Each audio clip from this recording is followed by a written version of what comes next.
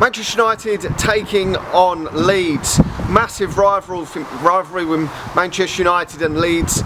It goes back a long way, and when this fixture is released at the start of a season, this is one of the ones that everyone wants to look, every Manchester United and Leeds fan wants to look out for. It wasn't played a lot over the years, the last 10 years or so, but it is a massive rivalry, and whether Manchester United and Leeds are in the mud, it is still a game that Manchester United and Leeds both desperately want to win. It really is. And going into this game, both teams have been really poor this season.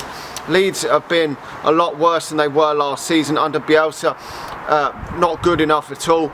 Manchester United have been dreadful themselves, and this has become almost, in my opinion, a dead rubber type game, because Manchester United, in my opinion, can't get in the top four, and it's only really pride that is on this game for me, because I just don't see Manchester United getting in the top four. I don't see Leeds getting relegated, so that's what it is in my opinion. But Leeds have had problems up front and scoring goals as well, unlike maybe last season, so they're struggling a bit nearer down the foot of the table. But there's still going to be a tricky side for Manchester United to deal with.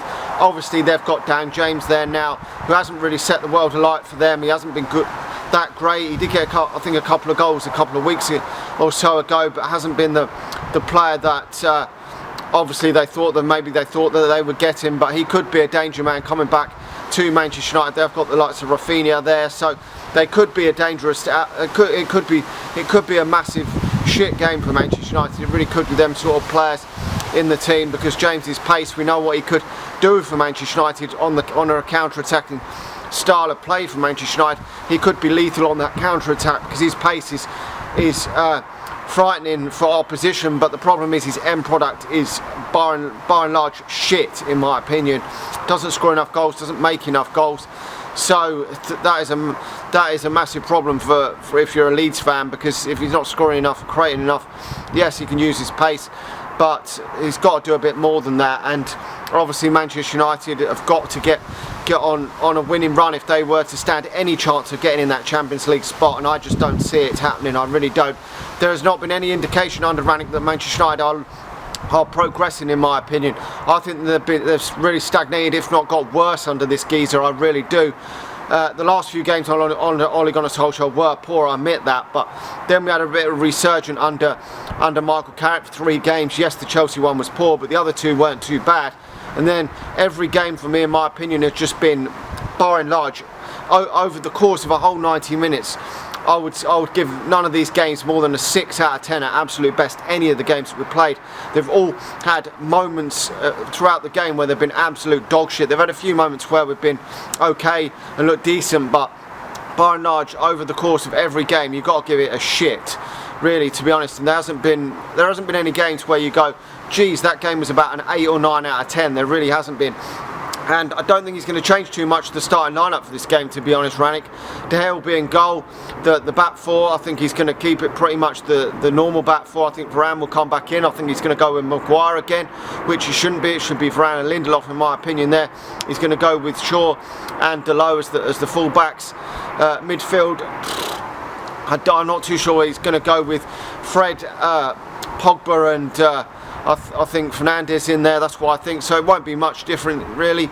And then up front, he's going to go Rashford, Sancho and Ronaldo. I think there isn't many changes that he can really make at this moment in time. There's no Cavani, no Greenwood. There's Alanga, but Alanga's not really doing not doing a lot more than Rashford, to be honest. And I'm not really sure if he's good enough for Manchester United anyway. So there isn't really a lot of options there. You look at the bench. What can he bring in? He's not going to really bring in Jesse Lingard, is he? Matters about finished as a footballer, unfortunately. His days as a footballer are numbered. Matters isn't coming into the fold, so it's really like Fred or McTominay in midfield is literally some of the options that he really has. And I would go with Fred. Probably the win percentage when Fred has played has actually been quite high for Manchester United, but is it Fred or McTominay? To be honest, it could be either. It really could. The last couple of games, maybe McTominay hasn't been great when he has played, but to be honest, there's many of these players actually been performing at a high level lately. Probably the only one really that we can all agree on that is quality for Manchester United lately is Jadon Sancho, and he's going to be key again. Him and Cristiano Ronaldo are going to be massively key to whether Manchester United win this game or not, because Cristiano Ronaldo is the main threat up front, and if he's not performing, we are dog shit. And obviously Jadon Sancho has improved, and if he's in good form, Manchester United have got a chance. But besides that, you're scratching your head. Obviously Fernandes has got to improve, still has had a disappointing season, but you're not expecting much from Rashford, because Rashford just isn't offering anything at this moment in time. And if Greenwood was available, wouldn't be in my starting lineup anyway. It'd be Sancho and Greenwood on the wings and Ronaldo up front. But it is a massive concern that Cavani still isn't fit and available, because he would be an option that Manchester United can maybe bring off the bench. But I mean, in recent games when he has played, he hasn't been great himself. It is a massive concern for Manchester United, but I can just see same again for Manchester United, same poor shit again in this game, and we'll just be hoping for a scraping a win, 2-1, 2-0, 1-0, something like that again. And that is just the hope that Manchester United can have going into this game again. And to be honest, I don't see it happening. I think Manchester United are probably going to draw this game and going 1-1 in this game. Away at hostile atmosphere like Leeds, it's going to be hard.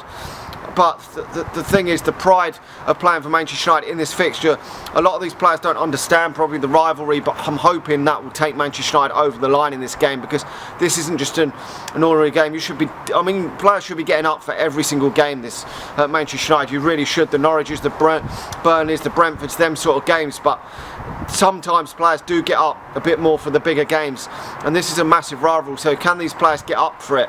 It isn't a big rivalry like against Arsenal, Liverpool or Man City, but it still is a massive rivalry, and the players should be getting up for these fixtures, maybe slightly more than the others, which is no excuse against the lesser teams. But I still don't expect Manchester United to get the 3 points. We're just not consistent enough.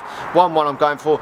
Hit that like button, smash the subscribe button if you're watching this on YouTube, and if you're watching on Facebook, please do hit the share button. It really does help us out, and I'll talk to you all again soon. See ya.